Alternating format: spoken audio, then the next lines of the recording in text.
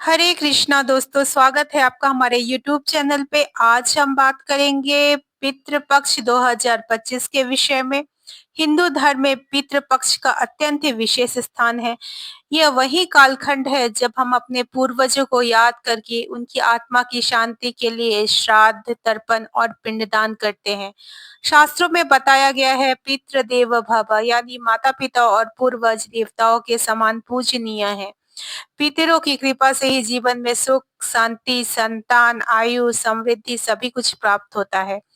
पितृपक्ष 2025 की शुरुआत जो होने जा रही है वो 8 सितंबर दिन सोमवार को पूर्णिमा के श्राद्ध से होगी और पितृपक्ष का समापन 21 सितंबर दिन रविवार को सर्वपितृ अमावस्या पर होगा। 8 सितंबर से 21 सितंबर तक अपने पितरों की तिथि अनुसार उनका श्राद्ध किया जा सकता है। अगर आपको तिथि का ज्ञात ना हो तो सर्वपितृ अमावस्या पे श्राद्ध किया जा सकता है। धार्मिक मान्यता है कि इस समय हमारे पूर्वज पृथ्वी लोक पर आते हैं और संतान से तर्पण और अन्न की अपेक्षा रखते हैं। श्राद्ध की तृतीया जो है ये आप देख सकते हैं जो हमें इस साल प्राप्त हो रही है। इस साल जो है पितृपक्ष में 14 दिन ही प्राप्त हो रहे हैं, क्योंकि तृतीया और चतुर्थी का श्राद्ध जो है दोनों एक ही दिन पड़ रहा है।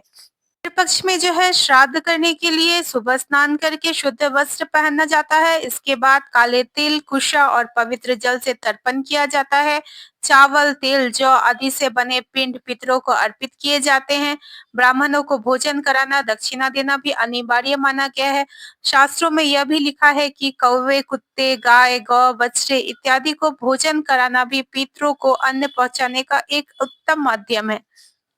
आइए जान लेते हैं संक्षेप में कि पितृपक्ष में क्या करना चाहिए। तो जिस तिथि पर आपके पूर्वजों का निधन हुआ है उस दिन उनका श्राद्ध करें।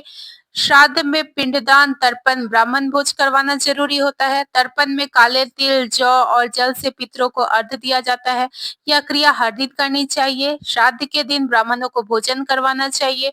अगर ब्राह्मण उपलब्ध नहीं है तो आप किसी जरूरतमंद व्यक्ति या गाय को भी भोजन करा सकते हैं।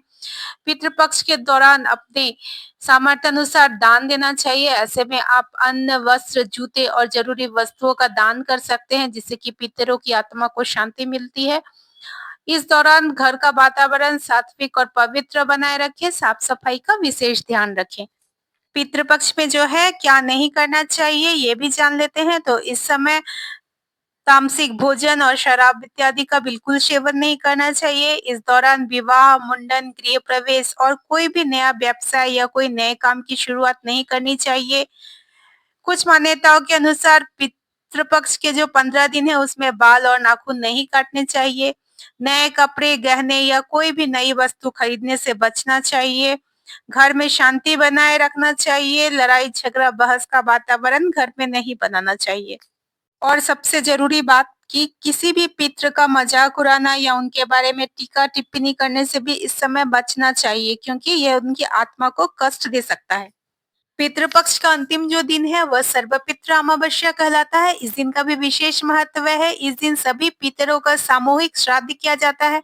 यदि किसी व्यक्ति को अपने पितरों की तिथि ज्ञात न हो या अनजाने में किसी का श्राद्ध छूट गया हो तो सर्वपितृ अमावस्या के दिन श्राद्ध और तर्पण करके सभी पितरों को तृप्त किया जाता है।